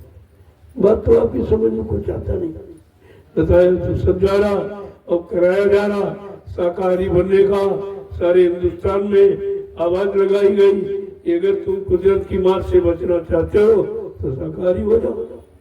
इसमें आपको कोई पैसा नहीं खर्च करना, बल्कि पैसा तुम्हारा बच जाए। जो अशुद्ध खान पान में पैसा बर्बाद करते हो, बीमारियों को निमंत्रण देते हो, बुराई अपने अंदर बढ़ाते हो, मन बुद्धि चित्त को गंदा करते हो, जिससे तुम अच्छे सच्चे काम में निर्णय नहीं ले पाते हो। महात्मा तुम्हारी सब तरफ से मदद करना चाहते और तुम मदद लेना नहीं चाहते। जय गुरुदेव। अब आप लोग चलिए धीरे, मैं भी यहाँ से निकलूंगा और सदगुरु धाम पहुंचूंगा।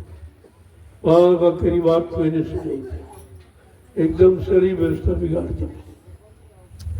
भंडारा चलता रहा, रोटी खाते रहे, सब बिगड़ गया। जब बिगड़ गया तो छोड़ के भाग गए। तो मैंने इसीलिए भंडारा बंद किया था कि ये रोटी सेवादारों के लिए, ये रोटी का कर्जा सेवा करके अदा हो सकता। वैसे आप अदा नहीं कर सकते हो, क्योंकि लाखों लोगों का अन्न आता, कौन कैसे भाव से देता आपको तो मालूम नहीं। आप लेने तो जाते नहीं, आप लाते भी नहीं, न लाते न अपना देते हो, तुम्हें क्या मिलेगा? तुम तो खाली इतने बुद्धिमान हो, चतुर की खाली लौट जाओगे और जीवन भर खाली ही रहोगे। कभी यहाँ का कोई लाभ आपको नहीं मिलेगा। ये संत मत है, ये तो बहुत दीनता चाहता है और आप दीन बनना नहीं चाहते। आप गरुड़ गुमान घमंड सिर से उतारना नहीं चाहते, तो फिर क्या मिलेगा? तो इसलिए आप लोग अब चलो, काम छोड़ के आए, घर गृहस्थी परिवार बाल बच्चों को उसको देखो, फिर मौका मिला फिर आ जाना। इसीलिए सत्संग 2-4 महीने के अंतराल में रखा जाता, ताकि घर गृहस्थी का परिवार कि आप मतलब काम निपटा लो और धीरे सत्संग में आ जाओ। रोज तो रखा नहीं है, तो रोज, लेकिन रोज वाला तो कर नहीं सकते। इसलिए मैंने एक टोली विधान बना दिया कि 15-15, 20-20, 25 लोग टोली में आते जाते रहेंगे, सेवा करते रहेंगे, सत्संग सुनते रहेंगे, समय का लाभ लेते रहेंगे, फिर वो चले जाएंगे, दूसरे लोग आ जाएंगे। ऐसे घर गृहस्थी परिवार का काम भी नहीं रुकेगा और आपका ये सेवा नहीं आपकी नहीं रुकेगी। व्यवस्था सब चलेगी, ऐसा नहीं है, और सबके हित के लिए बनाएंगे। अब आप न स्वीकार करो, न मानो, ना हो न करो, ये तुम जानो, तुम्हारा काम जाने। जय गुरुदेव। आगे परेशानियां आ रही, बड़ी बड़ी भयानक बीमारियां आ रही, जो पैदा कर तो उधर चला जाएगा, फिर बाद में तुम खाली हो जाओगे, तब आओगे तो हम तुम्हारी मदद कहाँ से करें, किस तरफ से शुरुआत करें। तुम चारों तरफ से कंगाल बन के आओगे, बीमार बन के आओगे, परेशान बन के आओगे, फिर मैं कहाँ से तुम्हारी मदद करना शुरू करूँ। अगर बनी बनाई व्यवस्था में आ जाओ तो कभी बिगड़ेगा नहीं, उधर भी चलता रहेगा, इधर भी चलता रहेगा। इधर रहोगे तो उधर बिगड़ेगा नहीं, और उधर रहोगे तुम्हारे रहते बिगड़ जाएगा, तुम कुछ कर नहीं सकते। ये बिगाड़ बनाओ तुम्हारे हाथ में नहीं है, ये झूठा अहंकार लादे घूम रहे, तुम क्या कर सकते हो। कोई बीमारी आई रोक लो, अरे भाई मन खराब हो गया किसी का, क्या तुम रोक लोगे। कोई लड़के का लड़की का मन खराब हो गया और घर से भाग गए, इससे बड़ा नुकसान क्या है, जहाँ इज्जत और धन सब चला गया। तो बात तो आप समझते नहीं, बच्चों को आप कभी लाते नहीं, सत्संग जो उनका असर पड़े, उनका संस्कार बने। संस्कार महात्मा डालते, माँ बाप संस्कार नहीं डाल सकते। पढ़ा सकते हो, लिखा सकते हो, लेकिन संस्कार नहीं डालते। अगर संस्कार नहीं पड़ेगा तो किसी समय वो खराब हो सकता है, और खराब हो रहे हैं, आप देख रहे हो। ये समाज खराबी का कारण यही है कि लोग संतों की शरण को पसंद नहीं करते, उनके वचनों को सुनना यानी पसंद नहीं करते, इसीलिए बिगड़ गए। और अभी का आगे और बिगड़ेगा, आगे तो और बिगड़ेगा। इसलिए बहुत पहले से इशारा किया गया, इतना समाज खराब हो जाएगा कि बच्चियों को बचाना बड़ा मुश्किल हो जाएगा। तुम सोना चांदी रुपए पैसे को बक्से में न रखो, तुमको बच्चियां बक्से में रखनी पड़ेगी, तब तुम बचा पाओगे। इतना कम सड़कों में नाच रहा है, आपको बचाना बड़ा मुश्किल हो जाएगा। इसलिए पछता करके संतों की शरण में आपको आना पड़ेगा। जय गुरुदेव। अब आप लाइन में आकर प्रसाद लें।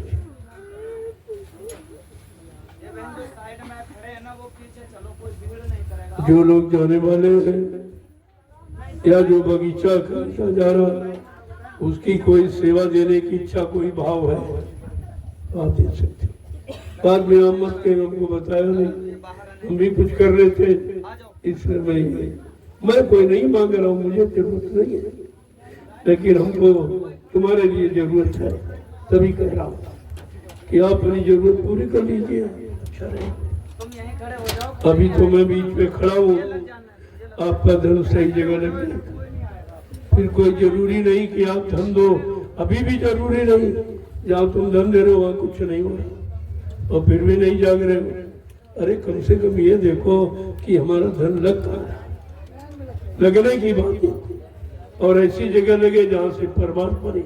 क्या तुम कहीं धन प्रेमियों का खर्च करके परमात्मा दे सकते हो, परमात्मा बना सकते हो? तुम्हारे बस की बात नहीं है। फिर ये ऐसा काम क्यों लोगों को बहकाते हो, भरमाते हो, उनका भी नुकसान करते हो, अपना भी नुकसान करते हो, फिर भी तुम्हारी समझ में नहीं आ रहा, तुम इसको चालाकी समझते हो। यही तो तुम्हारी कमी है। जब एक काम तुम्हारे लिए हो रहा है तो आपको इधर उधर भटकने की जरूरत क्या है? या तो आपका काम होगा, और निस्वार्थ मुझको कुछ नहीं चाहिए, मुझको तो कुछ लेना नहीं, मेरा इससे कोई मतलब नहीं, लेकिन तुम्हारा मतलब है, तुम बगैर इसके रह नहीं सकते हो, इसलिए तुम्हारी व्यवस्था बनाने की जरूरत है। और व्यवस्था अगर आपके द्वारा बन जाए तो तुम्हारे पर किसी का कर्जा नहीं लगेगा। हमारे पास तो ऐसे ऐसे लोग आते कि 2 करोड़ ले लो, 10 करोड़ ले लो, हमारी नेम प्लेट लगा देना। हमने ये काम यहाँ नहीं होता, ये नेम प्लेट वाला यहाँ नहीं, ये नेम प्लेट लगवाना उधर नहीं, चले जाओ, वो पन्नों को दे दीजिए, वो धर्मशाला बनाएंगे, तुम्हारा नेम प्लेट लगा देगा, और पैदा वो करेंगे, यानी मतलब, और बदनाम तुम होगा, क्योंकि नेम प्लेट तुम्हारी लगी। तुम ये बात ही नहीं सोचते हो कि हमको कहाँ देना चाहिए। अब उन्होंने बात कोई धर्म की, कोई गाड़ी कमाई, कोई मेहनत मशक्कत की कमाई हो तो बेचारे विचार करें, वो नंबर 2 की कमाई आई और जैसी आई वैसी चली गई। तुमने कमाया नहीं, लूटा है, तो तुम्हारा लोग लूट नहीं, वो तो ऐसे होता है। लेकिन यहाँ ऐसा कुछ नहीं, यहाँ गरीबों की गाड़ी कमाई आती है और वो सब आपके सामने लगी हुई है, आपके काम आती है। मैंने तो अपने लिए कुछ बनाया नहीं, न कोई मकान, न कोई दुकान, न कोई जमीन, न परिवार, कुछ, बिल्कुल फकत अकेला। और आपके काम में लगा हूँ कि जितनी जल्दी। जय गुरुदेव। अब आप लोग धीरज से शांति के साथ अनुशासन मर्यादा को ध्यान में रखते आप दर्शन अपना दो और लो और ये प्रसाद ले लो। लेकिन ये ध्यान रखना, जब यहाँ से जाओ तो नाम का स्मरण करना, तब कोई बाधा, कोई दुर्घटना न होने पाए। इस बात को मैं बराबर इशारा करता रहता हूँ कि रात में चलो मत, 10 बजे तक चलो। इसके बाद कहीं विश्राम कर लो और ड्राइवर को नींद ले लेने दो और फिर आप 4 बजे फिर चल दो, क्योंकि बीच का पहरा वो भूत प्रेतों का होता। भूत प्रेतों के पहरे में जब निकलोगे तो किसी की मोटरसाइकिल पलट देता, कहीं बस, ट्रेन, हवाई जहाज भी पलट देता। भूतों में तो होता रहता, इसलिए आपको मना किया था। शाम को 10 बजे तक चल सकते और इसके बाद काल का पहरा शुरू हो जाता। आप उधर 4 बजे फिर सतगुरु का पहरा, उस पहरे में चलो, आप सुरक्षित घर पहुंचो। ये तो तुम्हारी मदद और सुरक्षा की बात की जाती, और तुम जब मनमानी करने लगते हो, काल सवार हो जाता तो मानते नहीं। फिर कहीं दुर्घटना होगी, कहीं ये मर गया, कहीं हाथ पैर टूट गए, कहीं कुछ हो, कहीं कुछ हो, फिर भी आपकी संभाल की जाती, क्योंकि आप सत्संग से जा रहे थे। उस सत्संग का लाभ फिर भी आपको मिलेगा कि आपकी जीवात्मा को नरकों में नहीं जाने दिया जाए। ये मदद फिर भी हो जाएगा। और कहीं अगर तुम्हारा एक्सीडेंट में तुम मर जाओ, कोई संभाल नहीं, तो प्रेत योनि में जाना ही पड़ेगा। लेकिन सत्संग का इतना बड़ा लाभ है, तो आपको समझना चाहिए कि यहाँ से कोई खाली नहीं। अब तुम्हारा भोग है, तुमने तमाम को मारा काटा, तुमने बहुतों के एक्सीडेंट किए, उनकी टांग टूट गई, पेट टूट गई, गर्दन कट गई, मर भी गए, तो भोग तुम्हारा लदा। अब उस सत्संग में तो भोग तो पूरा हो, भोग पूरा करा दिया जाएगा कि दोबारा तुम्हारे पर भोग का कर्जा न रहे और तुम्हारी जीवात्मा की संभाल कर दी जाए कि नरकों में नहीं जाए, फिर भी आपको लाभ दिया जाएगा। ये लाभ संसार में कोई नहीं कर सकता। इसलिए जब एक काफिला 2003 का चला पूरे हिंदुस्तान में घूमा, उसमें बहुत लोग शरीर छोड़ के चले। अब समय आ गया, चाहे काफिले हो, चाहे घर में हो, चाहे खेत में, खलिहान में, दुकान में, मकान, कहीं आप हो, समय पूरा हो जाएगा, आपको जाना पड़ेगा। अब उनका समय पूरा होगा। अब बेचारे उन्होंने तमाम का एक्सीडेंट किया, तमाम के हाथ पैर तोड़े। अब उनका भोग तो पूरा करा ही दिया जाएगा ताकि दोबारा आना न पड़े। फिर भी दया तो भोग भी पूरा हो गया और नरकों से बच गए। नहीं तो भोग पूरा भी नहीं होता और कहीं एक्सीडेंट होता, न भूख पूरा होता, मतलब यानी और न प्रेत योनि से बच पाते। तो इतना तो बचाव आपका फिर भी हो गया कि तुम्हारा किया हुआ कर्म कर्जा भी अदा हो गया और तुम्हारी जीवात्मा को नरकों में नहीं जाने दिया, बचा लिया गया। फिर भी ना होता तो कहा तुम जब ये बताया गया सत्संग के दौरान, तब लोगों कह रहे हैं इससे तो मर जाते तो अच्छा था। न इनको भजन करना पड़ा, न आँख कान बंद करने में बोला, घुमानी पड़ी और सीधे चले गए। नहीं कोई रोक नहीं सकता, क्योंकि इनसे पूछा जाए, अरे भाई किसके लिए आए हो? कहते स्वामी जी के लिए। कहा किसके लिए मर रहे हो? कहना स्वामी जी के। जो गुरु के लिए मर रहा तो गुरु का कर्तव्य क्या है कि उसकी आत्मा की सुरक्षा करना, उसकी आत्मा का उद्धार करना। केवल इतनी बात पर उद्धार हो गया कि मैं किसी के लिए नहीं आया हूँ, मैं गुरु के आदेश में आया हूँ, उनके लिए आया हूँ, उनके लिए मर रहा हूँ। तो गुरु का कर्तव्य क्या है कि उसको उसकी आत्मा को घर पहुंचा दे। ये लाभ ऐसे में था। तभी लोग कहा कहने लगे से तो मर जाते अच्छा था, कम से कम आत्मा का कल्याण हो जाता। ऐसे पता नहीं होगा कि नहीं होगा। न इसने माला घुमाई, न कान बंद किया, और कुछ भी नहीं किया और सीधे चला गया। कहा कहते कोई रोक नहीं सकता ऐसे जीव को। जो गुरु पर कुर्बान हो गया इसको कोई नहीं रोक सकता। तो ऐसा नहीं, संत मत में लाभ ही लाभ है, लेकिन लेना सीख जाओ विश्वास के साथ। सबसे बड़ी बात विश्वास है। अभी आपको पूर्ण विश्वास नहीं है कि हमारा काम हो ही जाएगा, हमारी आत्मा जगी जाएगी, कि घर पहुंच जाएगी। आप पर इसका कोई विश्वास नहीं। ये तो करने वाले थे और तुम कर सकते नहीं हो। अभी जिसने बताया या तो वो करे या जिसको बताया वो करे, दो में से एक को करना पड़ेगा। या तो जिसको नामदान दिया गया वो कर सकता वो कर ले, अगर वो नहीं करेगा जिसने दिया उसको करना पड़ेगा। तुमने दिया क्यों? जानते थे जीव नहीं कर सकते, क्यों दे दिया आपने? दे दिया तो करो, उसके बाद नहीं। तो ऐसा नहीं तो घर जीतने वाले की, देने वाले की बहुत बड़ी घर है।